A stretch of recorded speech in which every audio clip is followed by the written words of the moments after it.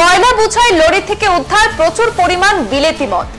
নেশামুক্ত ত্রিপুরা গড়ার লক্ষ্য নিয়ে ত্রিপুরা রাজ্যের পুলিশ যতটা না সক্রিয়, নেশা কারবারিরা তার চাইতেও 10 গুণ সক্রিয় বলা যেতে পারে। পুলিশকে রীতিমতো চ্যালেঞ্জ ছুড়ে দিয়ে নেশা কারবারিরা নিত্য নতুন পন্থা অবলম্বন করে তাদের সাম্রাজ্য কায়েম রেখেছে। এমনই এক ঘটনা উঠে আসলো মুঙ্গিয়াকামি থানা এলাকা থেকে। জানা গেছে, এদিন স্থানীয় থানার পুলিশ গোপন সূত্রের ভিত্তিতে বহিরাজ্য থেকে আসা 12 চাকা বিশিষ্ট একটি কয়লা বোঝাই লরি আটক করে তল্লাশি চালালে প্রায় 50 লক্ষাধিক টাকার অবৈধ বিলেতি মদ উদ্ধার করতে সক্ষম হয়েছে।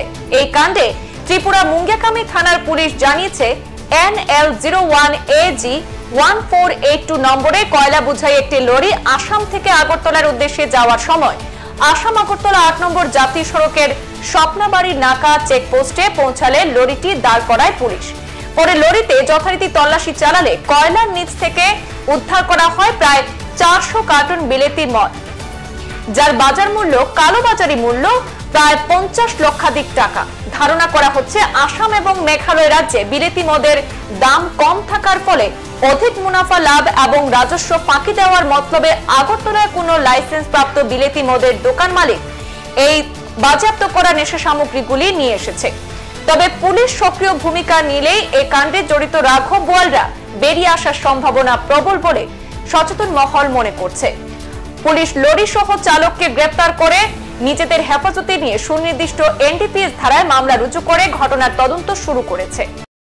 আমরা মুঙ্গিয়াকামি থানার 41 মাইল নাকা পয়েন্টে আজকে সকালবেলা আমরা ইনফরমেশন বেসিসে একটা কয়লা গাড়ি বোঝাই 16 চাকা গাড়ি, ওইখান থেকে আমরা এখন ফরেন লিকার মদের এটি বাড়ি করতেছি, প্রসেসিং চলতেছে। মানে আশা করি কোন জায়গা থেকে আইছে এটি? আমরা মানে আসাম থেকে আইছে এই গাড়িটা। আচ্ছা, এটা তো জানতে পারতেছি। কোন জায়গার উদ্দেশ্যে যাইতেছে এটা? আগরতলার উদ্দেশ্যে। আচ্ছা, এটা কি একটা ট্রাকে কয়লা বোঝায়? হ্যাঁ, কয়লা বোঝায়।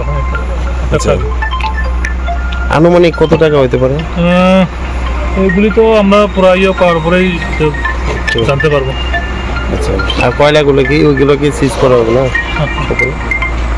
সংবাদ এই পর্যন্তই, ফিরছি পরবর্তী অন্যান্য আপডেট নিয়ে। ধন্যবাদ।